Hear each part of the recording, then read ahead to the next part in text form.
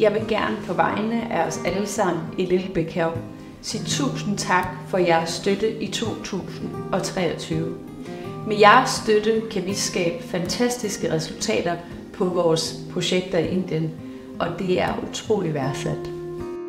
Siden april 2023 er 6 nye drenge flyttet ind på vores boys hostel, og der er nu i alt 25 drenge, som har en tryg base. Her får de et liv med omsorg, sunde omgivelser og uddannelser. Alle 25 drenge går i den lokale skole og har fritidsinteresser som fodbold, karate og kreative aktiviteter.